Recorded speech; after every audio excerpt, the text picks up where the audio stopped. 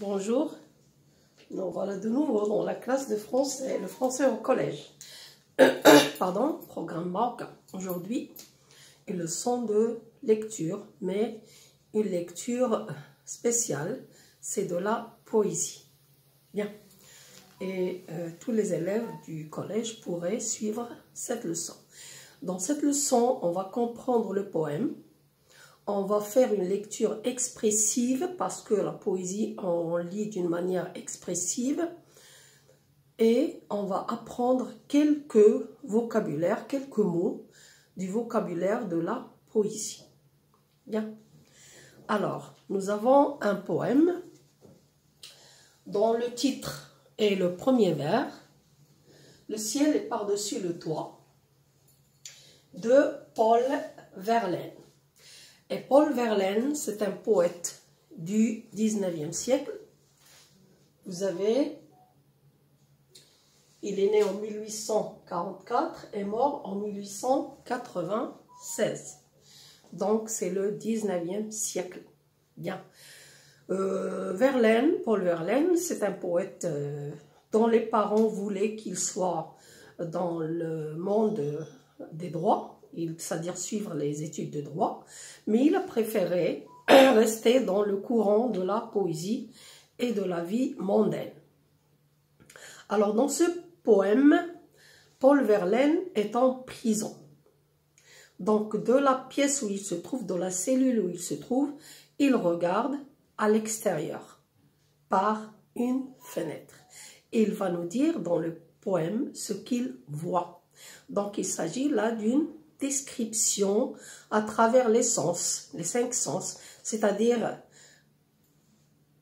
la vue, pardon, et ce qu'il entend aussi. Donc, ce qu'il voit et ce qu'il entend. Vous y êtes? Bien. Alors, pourquoi il a été en prison? Eh bien, là, c'est une histoire, si vous voulez vous documenter sur la biographie de ce poète. Et il a tiré sur son ami, Arthur Rimbaud, c'est aussi un poète. Et c'est la raison pour laquelle il a été emprisonné en Belgique. Bien. Alors, on revient au texte. Et vous allez suivre. Pardon. Le ciel est par-dessus le toit, si bleu, si calme. Un arbre par-dessus le toit perce sa palme. La cloche dans le ciel qu'on voit doucement teinte. Un oiseau sur l'arbre qu'on voit chante sa plainte. Mon Dieu, la vie est là, simple et tranquille. Cette paisible rumeur-là vient de la ville. Qu'as-tu fait, ô toi que voilà pleurant sans cesse? Dis qu'as-tu fait, toi que voilà, de ta jeunesse. Et vous remarquez que dans les 2 derniers vers, le poète s'adresse à quelqu'un, donc c'est un énoncé, et il s'adresse à votre avis à qui? Qu'as-tu fait? Ô toi que voilà pleurant sans cesse, tu n'arrêtes pas de pleurer. Dis qu'as-tu fait, toi que voilà, de ta jeunesse. À votre avis, il parle à qui? Oui, à lui-même. Donc, il se parle, il se dit ce poème et il se demande ce qu'il a fait de sa jeunesse. Justement, il a passé sa jeunesse dans les futilités de la vie. Alors maintenant, dans la prison, il regrette. Et c'est dans la prison où il va apprendre à avoir de la foi, c'est-à-dire à croire en Dieu. Donc la prison lui a donné une bonne leçon. On revient au texte. Donc il s'agit d'un poème. Et là on a une petite fiche de lecture. Le texte est un poème de 8 vers. Alors un poème, c'est un texte composé de vers. Et un vers, c'est une phrase ou plusieurs phrases qui composent une ligne dans la poésie. Et chaque fois qu'on va à la ligne, c'est un autre vers. Donc là, il y a 8 vers. 1, 2, 3, 4, 5, 6, 7, 8. Bien. Alors, le genre de ce texte, il est littéraire, bien sûr, et c'est de la poésie. L'ensemble des poèmes, l'écriture poétique, c'est de la poésie. L'auteur, le poète, s'appelle Paul Verlaine, 1844-1896. Très souvent, on donne le nom de l'auteur, le nom du poète, et entre parenthèses, deux dates. La première, c'est la naissance, et la deuxième, c'est le décès. Bien. La forme du poème, la forme est fixe, et on va comprendre ce qu'est une forme fixe dans un poème. Le mètre, le nombre de syllabes. Alors, dans un vers, c'est comme si on le mesurait avec un mètre. Il y a, dans le poème fixe, on respecte le nombre de syllabes. Et j'espère que vous savez ce que c'est une syllabe. C'est quelque chose que vous avez appris à l'école primaire. La syllabe, c'est la composition de 2 ou 3 lettres avec des voyelles et des consonnes et dans lesquelles, lorsqu'on lit, on peut s'arrêter dans le mot. Par exemple, si on prend le mot enfant, on a enfant. C'est un mot de 2 syllabes. Donc, dans un vers, on compte les syllabes. Et ça s'appelle le mètre du vers. Métrage. Bien. Alors, là, donc, le mètre, c'est le nombre de syllabes dans chaque vers. Et là, on va compter les syllabes et vous allez voir de quel vers il s'agit. On a aussi la rime. Et la rime, c'est une sonorité. Sonorité, ça veut dire ce que j'entends à la fin des vers. Et là, vous remarquez, calme, palme. On entend la rime âme, calme, palme. Teinte, plainte. Tranquille, ville. Cesse, jeunesse. Et là, ça s'appelle la rime. Et on va voir quelle est la disposition de la rime dans ce poème. D'abord, on sait que le poète est dans une pièce et il regarde à l'extérieur. Alors, la première chose qu'il voit, c'est le ciel. Et il dit, le ciel est par-dessus le toit. Par-dessus le toit.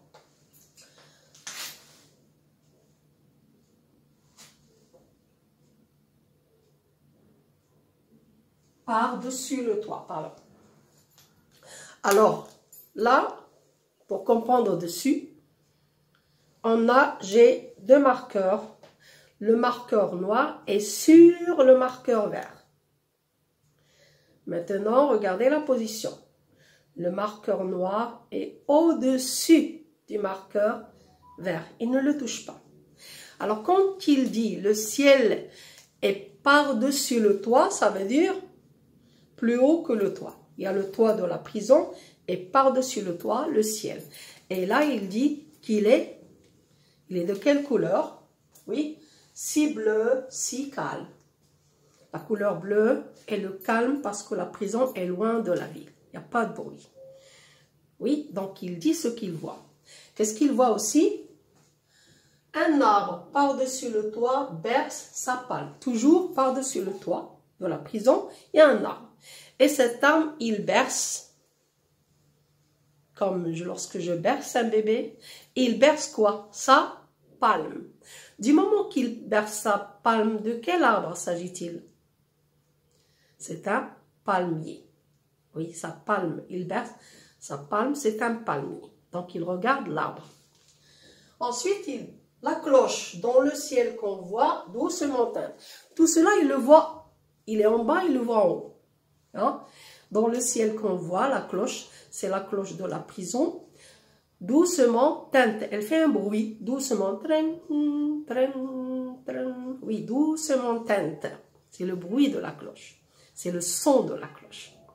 Qu'est-ce qu'il entend? Là, c'est ce qu'il entend. Hein? Donc, il a dit ce qu'il voit, ce qu'il voyait, maintenant ce qu'il entend. Un oiseau sur l'arbre qu'on voit chante sa plainte. Il voit aussi. Et il voit, tout à l'heure, il a vu un arbre. Maintenant, sur cet arbre, il y a un oiseau. Et qu'est-ce qu'il fait, cet oiseau? Il chante. Mais est-ce qu'il chante n'importe quelle chanson? N'importe quel chant? Non. C'est une plainte. Et plainte, avec A-I-N,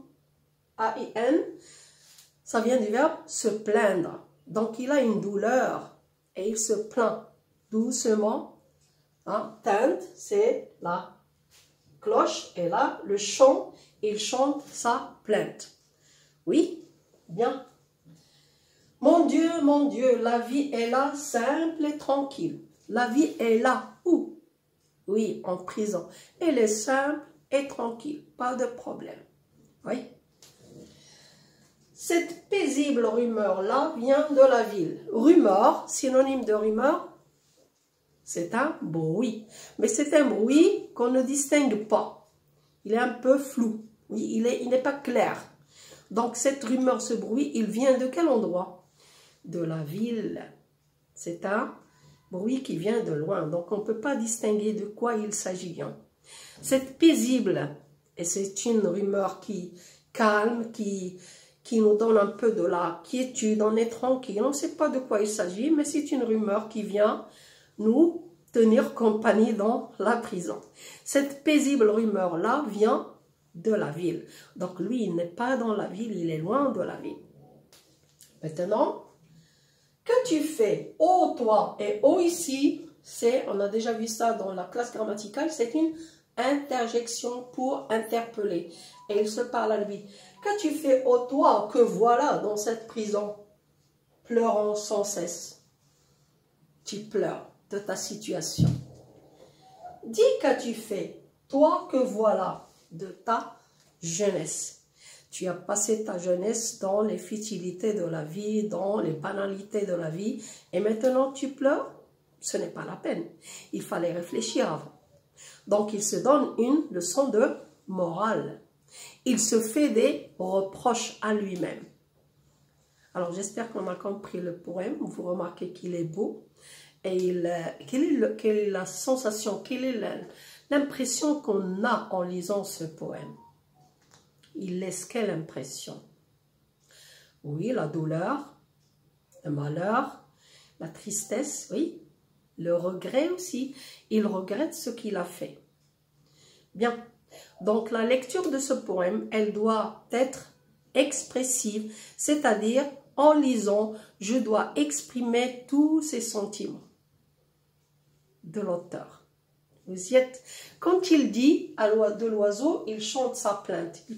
Il fait allusion à qui? Il parle de qui en général? Oui, l'oiseau, il chante. Mais la plainte, c'est lui qui la chante.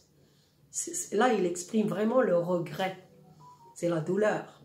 Il se plaint de sa situation.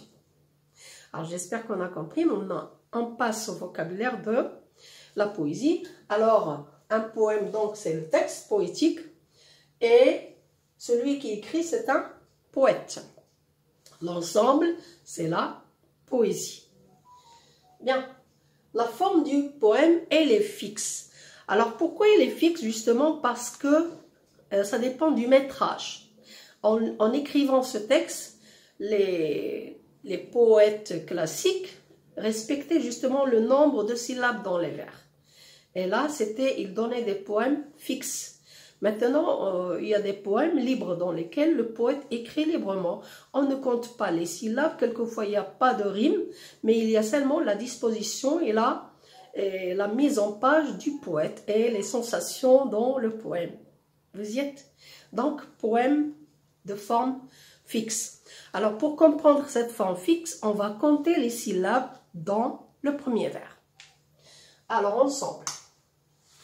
Alors, on a le ciel est par-dessus le toit, si bleu, si calme. La dernière syllabe, quand elle se termine avec E, elle reste muette. On ne compte pas. Alors, on va compter. Alors, on a 1, 2, 3, 4, 5, 6, 7, 8, 9, 10, 11, 12. Donc, on a ici 12 syllabes. Alors, le poète, maintenant, il va mettre dans tous les vers 12 syllabes. Et voilà pourquoi on l'appelle un poème de forme fixe. Vous avez compris, là? Donc, le nombre de syllabes, c'est le mètre. Et là, dans ce poème, il y a 12 syllabes. Alors, 12 syllabes. Les vers de 12 syllabes s'appellent des alexandrins parce que le premier poète qui a écrit un vers de 12 syllabes s'appelait Alexandre. Donc là, on appelle ce vers un alexandrin. Donc, quand vous entendez alexandrin, un vers, c'est un alexandrin, il s'agit de 12 syllabes. D'ailleurs, c'est le maximum. Il y a des vers de 10 syllabes. Il y a des vers de 8 syllabes. Oui? Alors, de 10 syllabes, c'est un décasyllabe et 8 vers octosyllabes. Oui? Là, on a 12 syllabes, donc c'est un alexandrin. Un décasyllabe.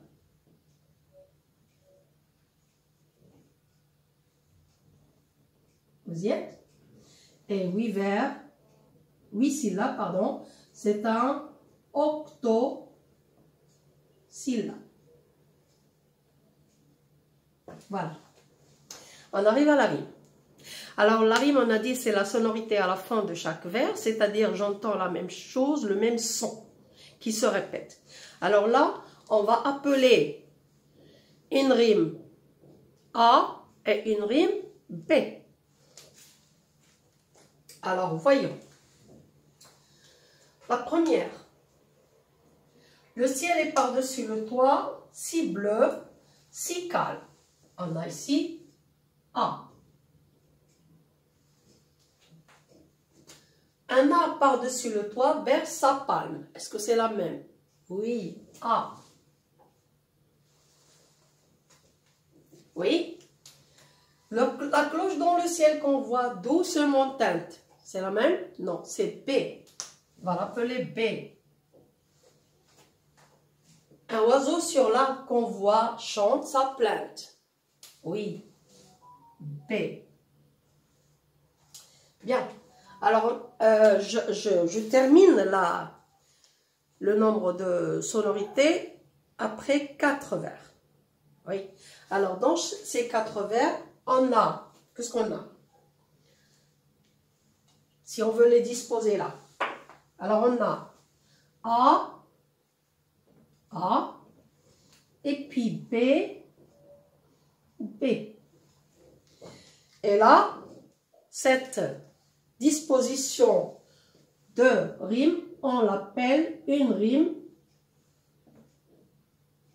plate. Ou bien plate, ou bien suivie. C'est-à-dire l'une après l'autre. Alors, on peut avoir aussi, dans une autre disposition, A, oui, B, A, B, A, B. Et la disposition là, c'est une rime, comment elle est? Croisée. Une rime croisée. C'est-à-dire A avec A et B avec B. On peut avoir une autre disposition. On a A, B, B. C'est une rime embrassée. Embrassée.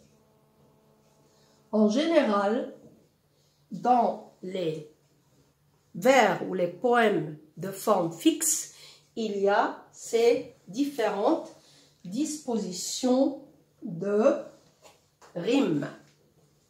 Et dans notre texte, il s'agit d'une rime plate ou bien suivie.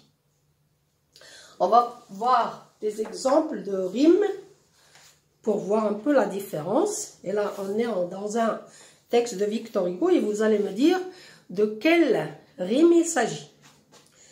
Le vieillard qui revient vers la source première entre au jour éternel et sort des jours changeants.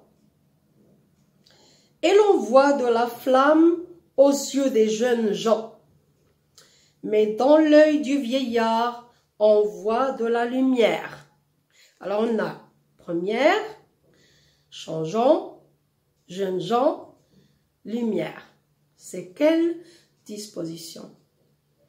Hein, on a A, B, B, A. A, B, B, A. C'est une rime embrassée. Vous y êtes? Bien. On peut aussi avoir donc dans différentes sortes de poésie, différentes dispositions dans la forme fixe. Mais si c'est une poésie de forme libre, là, on va voir des exemples dans d'autres textes et vous allez voir la différence. Vous y êtes? Bien. Alors maintenant, dans mon texte, il y a un seul paragraphe parce que je peux trouver un texte poétique de plusieurs paragraphes. Et on va les voir dans d'autres textes. Et le paragraphe dans la poésie s'appelle une strophe. Dans d'autres exemples, on va comprendre ce qu'est une strophe dans la poésie. De quelle strophe peut être formé un texte poétique. J'espère qu'on a compris et j'aimerais que vous fassiez une lecture expressive de ce texte et que vous essayiez de retenir les éléments qu'on a expliqués dans le vocabulaire de ce texte. Le ciel est par-dessus le toit, si bleu, si calme. Oui. Un arbre par-dessus le toit berce sa palme. La cloche dans le ciel qu'on voit doucement teinte. Un oiseau sur l'arbre qu'on voit chante sa plainte. Mon Dieu, la vie est là, simple et tranquille. Cette paisible rumeur-là vient de la ville. Qu'as-tu fait, ô toi que voilà, pleurant sans cesse? Dis, qu'as-tu fait, toi que voilà, de ta jeunesse? À la prochaine fois.